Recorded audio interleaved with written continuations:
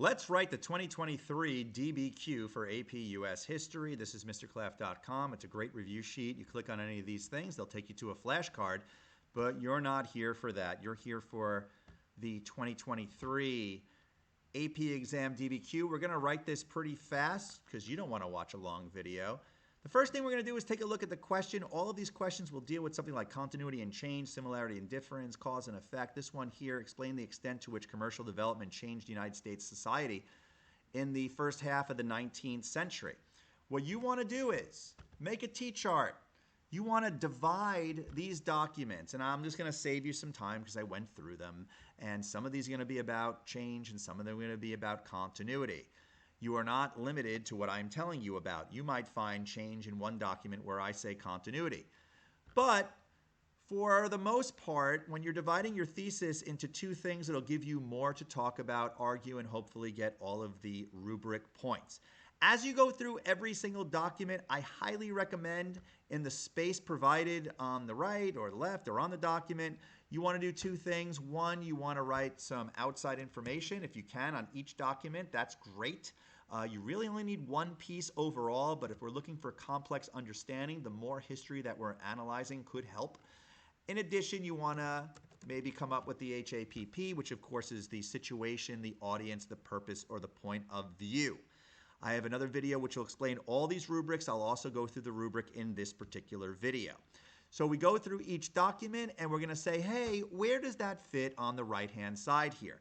The first document here is talking about temperance or alcohol, these spirits, and we can see that still those drinks are causing problems, and I would put over here a social continuity, document 1, because it is showing that the issue is prevailing as technology is changing and the early industrialization of the country. The second document here, we see a massive technological change because they have the beginnings of railroads. I would put that over here as document 2. Going on, if we're talking about things that you want to talk about for outside information, you know, in the side here, you could talk about how there was a gap between the amount that the North has and the South regarding canals and railroads as you get closer to 1850. That is all good there. Document 3, we are looking here at slavery still being an issue. This is about slave trading and buying and selling of slaves. Look at the year 1835. Certainly, this is showing us another continuity that is taking place, that slavery still exists. And if you want to go back to the article here, we talk about H.A.P. The plantation owner in Alabama, certainly the point of view of them is going to be pro-slavery. That could be, you could talk about how the South really dug in its heels to the slave issue. Notice the year, we're between the Missouri Compromise and the Compromise of 1850. That could be outside information. Write it all down in here. You're scribbling here, you know, pro-slavery, point of vote, pro-slavery. You could talk about compromises that have occurred. All of that is good. You're just taking some notes as you go through the documents. The fourth document here is talking about the child labor problem that is existing. And if you're talking about child labor, that's certainly not good, but it's also going to be a technological change. All of these developments, industrialization has led to that problem that is existing there. We go to document 5. Document 5 is going to be about higher classes of society for free slaves who maybe they inherited some money. Maybe they're a couple of generations free by 1841.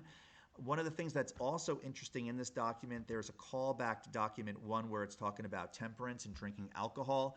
So for this one here, you could talk more about temperance, but also you could talk about free blacks. You could talk about how your outside information is the way before Reconstruction. You know, they're not going to receive constitutional rights till Reconstruction. That would be appropriate for this document here as well.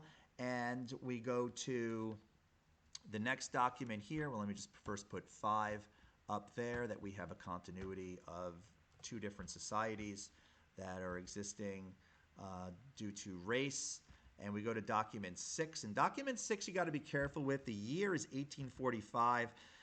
At this point, the Irish are coming over to replace mill girls in Lowell, Massachusetts. But it is talking about the Lowell system and the outside information. You could talk about the factory system, Samuel Slater. You could talk about Lowell itself, the mill girls, the spinners that were going up to Lowell, Massachusetts. And certainly here, this is a technological change. The document there is talking about how it's positive toward free labor, and it's saying that stuff is pretty great up there. You get lectures, evening schools, libraries, so there's a lot to access as you are making money up there in Massachusetts. Document 7 is Frederick Douglass. He's always great to use for a point of view. You know who he is. He's an abolitionist.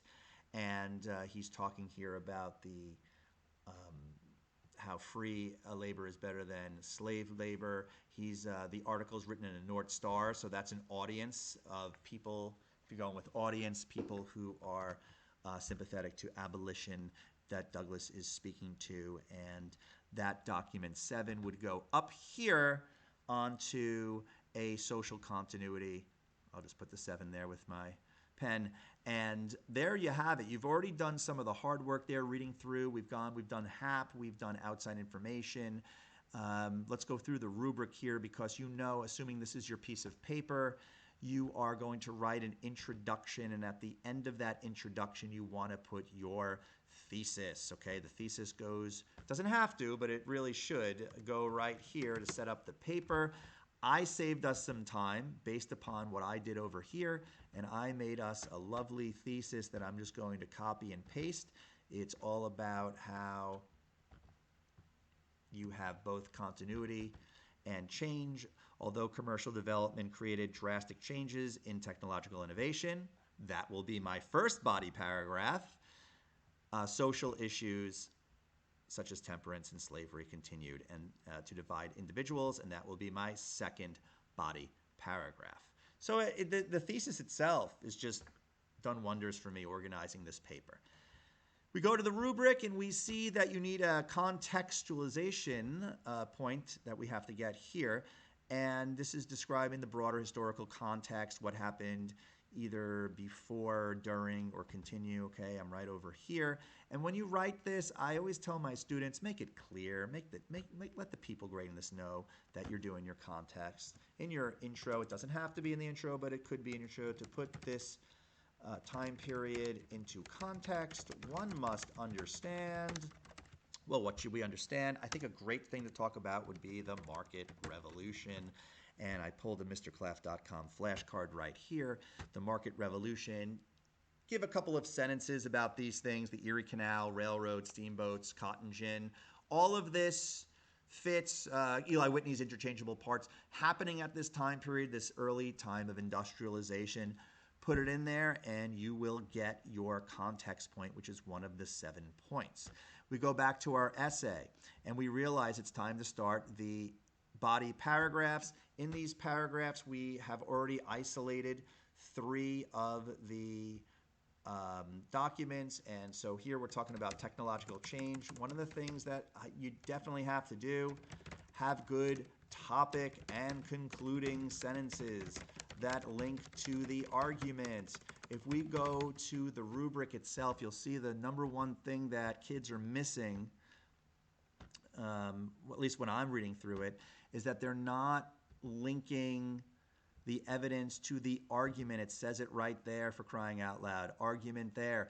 And if you go to the H.A.P, okay, the 2 documents that you're doing this for, notice it has to relate to the argument. So you can't just say, well, here's the summary of the documents. Not going to work. You can't just say the purpose of this document is this. It's not going to work. Everything you do has to relate to the argument. So we go through this, and we'll choose this second document, and we have, well, we could start with, let's just a train, Let's say instead of a train, we go with the Lowell, Massachusetts one down here, and you could talk about how,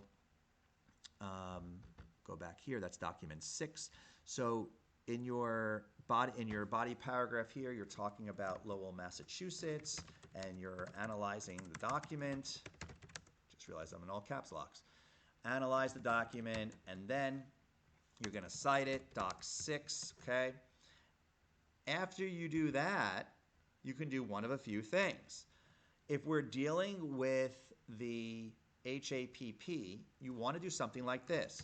The purpose of the statement is whatever. And you can use this as a template for any DBQ, which further proves the argument of that. So whether your DBQ is on the Revolutionary War, the Civil War, or this, by showing first the purpose and then relating it to how it proves your argument here, you're talking about technological change. So you would say the purpose of the statement is to show that Lowell, Massachusetts is this booming economy where people are having lectures and getting paid. And this further proves technological change because Samuel Slater, which is OI, by the way, outside information, his factory system was brought to Massachusetts. You could also talk about, for proving your argument here about technological change and using OI at the same time, a few things. Did you know that Lowell had more spindles than the entire soon-to-be Confederate States? Yep, that's right out of James McPherson's Battle Cry of Freedom. You could use that. You could talk about mill girls beforehand. That's outside information being replaced by the Irish, like I said before. OI, there's so many ways to do it, but make sure it all relates back to the argument. So you're going to do the same with that as you do for document 2, document 6. You don't have to do the H.A.P. on every document. That's not in the cards, okay? You only have to do this, and which makes life a lot easier for you based upon the earlier rubric. You only have to do this twice, okay, for 2 documents. But if you do it 4 times over here, this is an easy way to get what they used to call the unicorn point. This is one way to get that extra complex understanding point. So I've talked to students. They've told me this is the way that they find to be the easiest to do it. You could also use 7 documents and relate it to the argument, not summarizing 7 documents. You can relate it back to the document here, like we do for the 2 points. You can use it for 7. So you're going to do that. You're going to go through, again, as I showed you, your next body paragraph. Once we did that with our 3 documents, then you're going to do the following. You're going to have another topic sentence, and you're going to talk about social continuity taking place. And you would now use all of the other documents, and you would say, for example, document 7, you'd say slavery was still taking place during the antebellum period. And you would carry on with how Frederick Douglass, and you would type about that document. You would cite it Doc 7, and then you would say the perhaps point of view of Douglass was this, which further proved because of this. So overall, when you take a look at this, you're going to be able to come up with ways that you can prove your argument, yet also use the H.A.P. And certainly you have many different ways for outside information. If you wanted to add it here, you can talk about the slave revolts. You could talk about early abolitionists such as Harriet Beecher Stowe. You can talk about the liberator of William Lloyd Garrison. All of that works. Well, we go back to the rubric, and let's check off some boxes here. Did we have a thesis? Yes, we did. Did we have context? Yes, we did. Did we argue and prove it to our thesis? Yes, we did.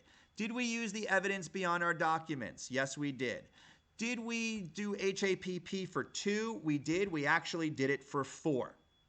But let's talk about other ways you could have done it. Did we talk about both continuity and change multiple times? We kind of did that too. Did we have a lot of complex understanding and a lot of relevant evidence? Okay, do we understanding through effective use of evidence relevant to the argument? We kind of did that as well. All right, if you want to extend your argument and have another body paragraph, you can. Perhaps in your thesis, you could say there was more social continuity than tech change. Sure, you can argue that, take it through the conclusion. That'll work as well. The key thing to understand is that you have a clear and concise rubric here, and you want to make sure that you answer all parts of it.